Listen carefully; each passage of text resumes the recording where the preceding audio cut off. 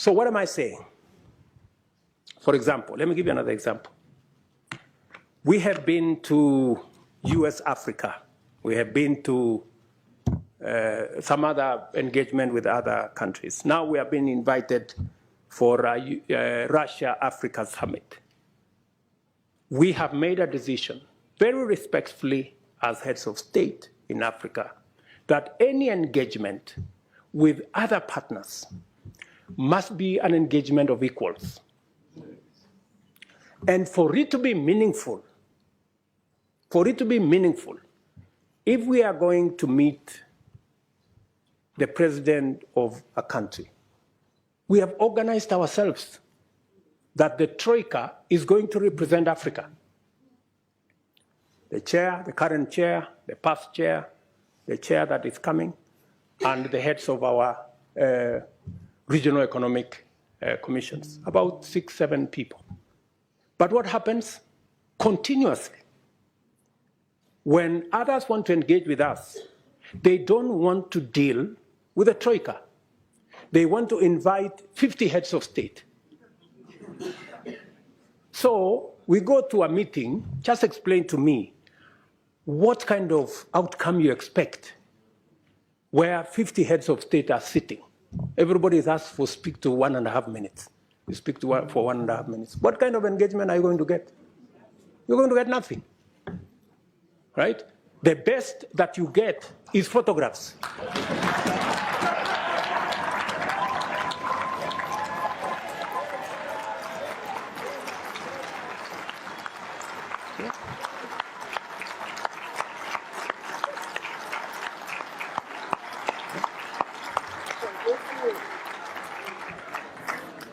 That's it.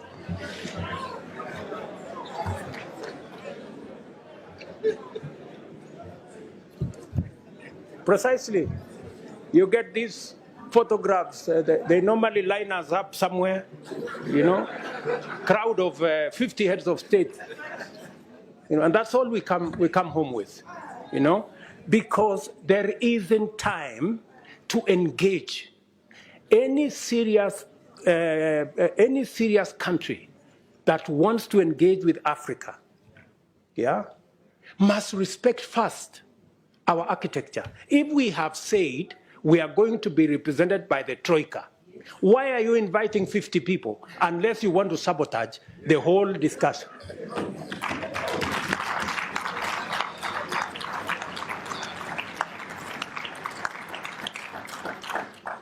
And if you can't respect our own rules, it is a sign of lack of goodwill. I mean, you must, so that when we engage, you know, if we have a smaller group of 5 people, then you can have a meaningful conversation. And we can have a meeting of equals. But here you are, you represent 200-300 million people. You have a guy here who represents 10 people. You have another guy who represents 10 million people. Then that conversation becomes, and some of the time, you know, the most unfortunate thing is that some of the people who invite us to these meetings tell us, if you don't come, there will be consequences. So all of us are forced to go to a meeting that has no meaningful outcome because of blackmail. This is not right, good people. You know, this is not okay, you know? So I have written to my brother who was here the other day that this time round, any other invitation, it must respect the rules of our continent. We have said any meaningful engagement, anybody who wants us to take them seriously, they must first respect our architecture.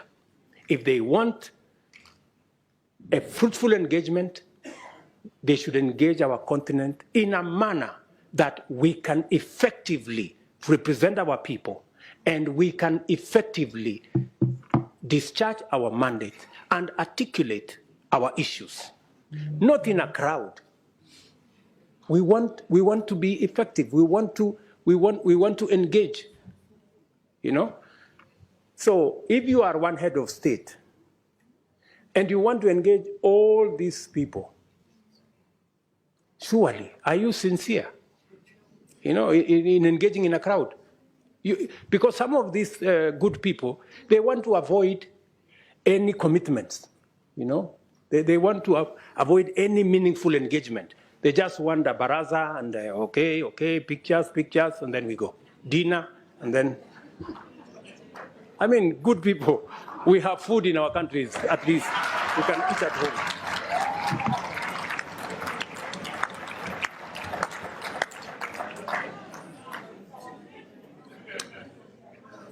The Africa Union reform agenda must therefore become a priority this session. And you must, members of parliament, you must interrogate and conduct the process to ensure that structurally the roles of the Bureau, Summit, committees, regional caucuses, Secretariat, and Commission are rationalized to give Africa a fit-for-purpose continental governing body worth its name.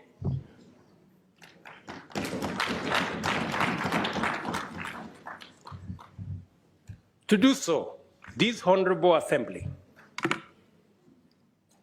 must urgently review the funding arrangements to ensure that Africa Union budgets are financed primarily by members and secondarily by external partners. In turn, this will require a mechanism where Africa Union member states are up to date with their contributions with regard to all our commitments.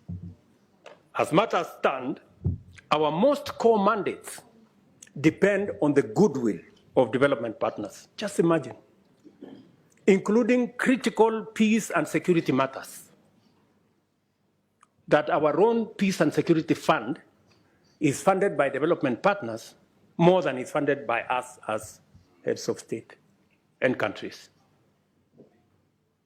Good people, this needs to change. Africa solutions must look like solutions. And in principle, they ought to emanate from us. How do we say we are providing African solutions if it is funded by development partners? It's a fallacy.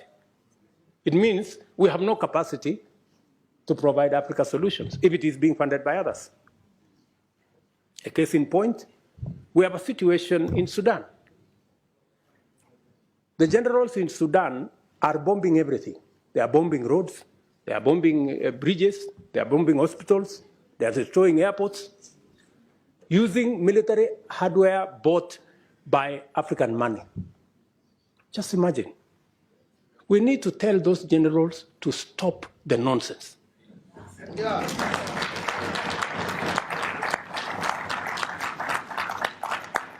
Military capacity is for fighting criminals and terrorists. It is not for fighting children and women and destroying our own infrastructure.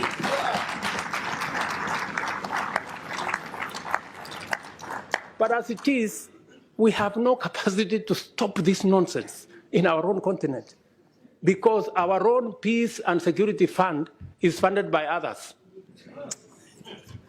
We have a problem. But I'm telling you, we are going to correct this problem. It is us to do it.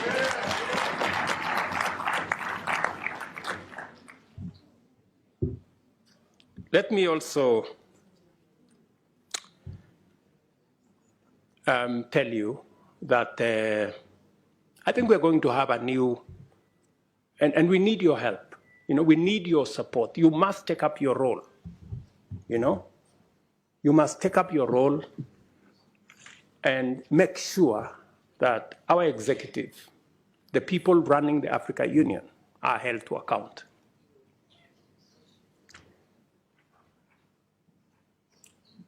With this vision in mind, I sought and was privileged to receive the approval of the African Heads of State and Government Summit to have the honor of hosting the Africa Climate Summit in Nairobi this year in September.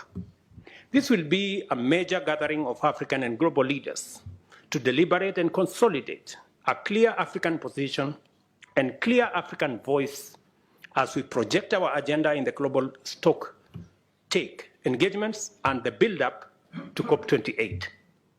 The summit also provides an opportunity to highlight and forge consensus on the modalities of unlocking Africa's vast potential to positively impact the climate agenda and rally the world to tap into the numerous opportunities that Africa presents towards global net zero. This will not be another morning summit where we are mourning about our situation. We are going to boldly tell the world we will contribute positively to a solution, and we have what it takes. I invite you all to Nairobi to join us at that summit and to take part in that broader journey and vision for Africa to hold meaningful discussions with global partners. I have told you, Africa heads of state and governments have resolved that partnership summits by external parties shall be reviewed with a view to providing an effective framework for African Union partnerships. And we are going to work together in that manner. Another proposition I want to make to you is the United Nations. This is an important forum for transacting global affairs in diplomacy, peace, security, and trade, among others. But Africa, a continent of 1.2 billion people and a GDP of close to $2 trillion, finds itself disadvantaged by the current configuration of the UN Security Council, a configuration that was established 80 years ago, before the Second World War. But the world has since changed tremendously, we all know. Countries that had not become self-determining have since attained independence and are making a huge contribution to their people, continents, and the world. It is therefore time to reform the UN Security Council and change it from an exclusive club of 5 permanent members to a more representative global council that works for the interests of the whole world.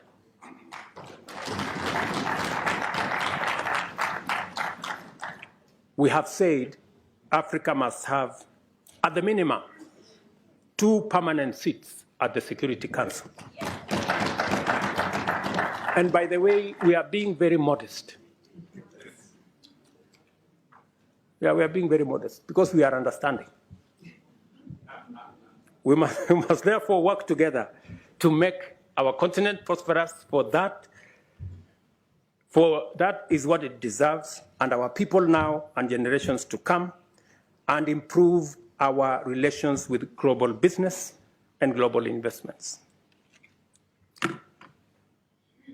One final thing that I know many of you have talked about Paris. Yes, we will be going to Paris because we want to occupy every space. We are going to be consistent. We are going to be coherent. We are going to be audible until there is no place to hide.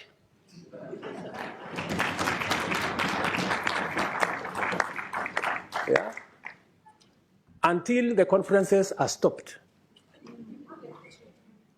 Otherwise, we will make them noisy, we will make them messy, and there will be consequences. If we are not heard, we are refusing to stay on the margins anymore. Yeah? We want to be at the table. Because we are told the risk of not being at the table is that you could be in the menu.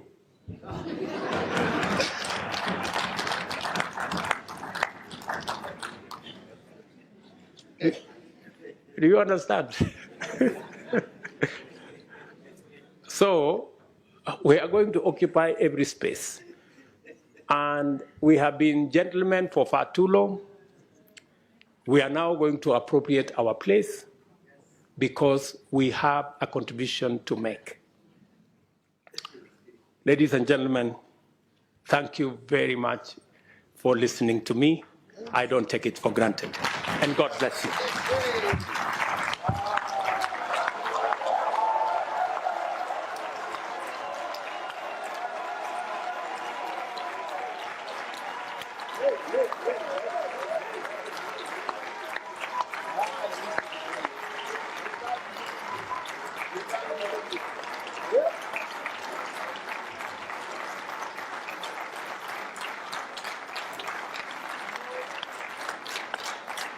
Thank you.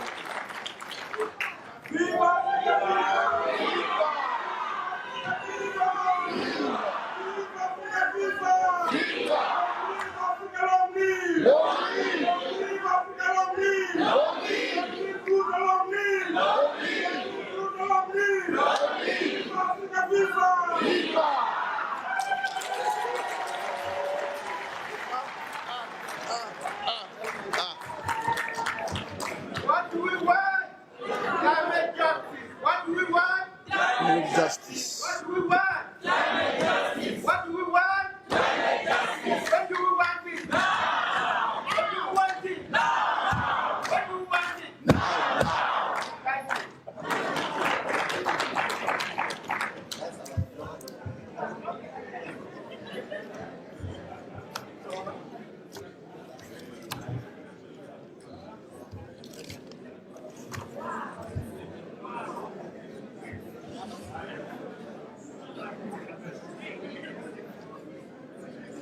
I have nothing to say. I have nothing to say. I have nothing to say. Hey! Hey, hey, hey, hey, hey, hey, hey, hey, hey, hey, hey, hey, hey, hey, hey, hey, hey,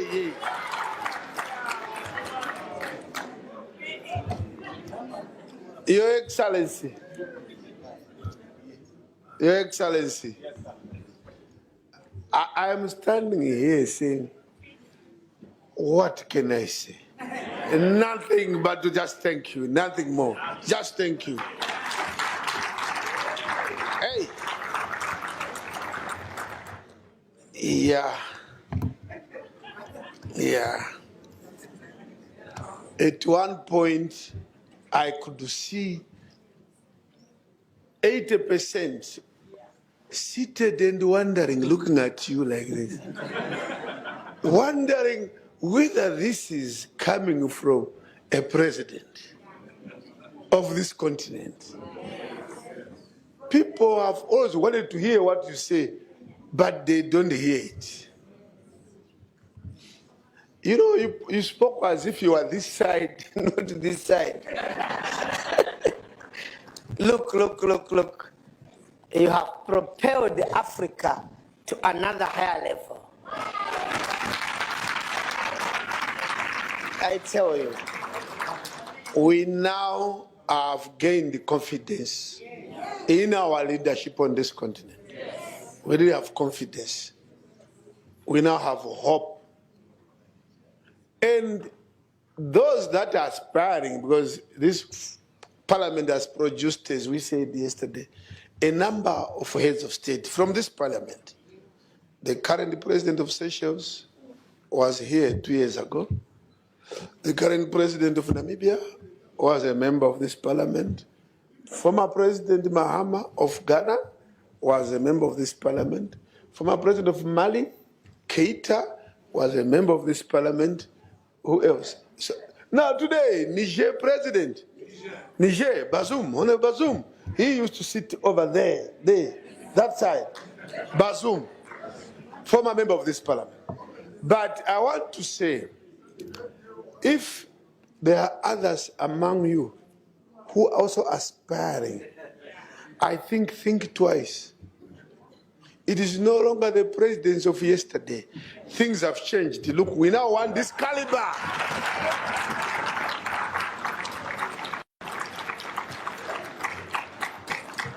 This is the caliber now we are looking for. So you may have to withdraw your candidature.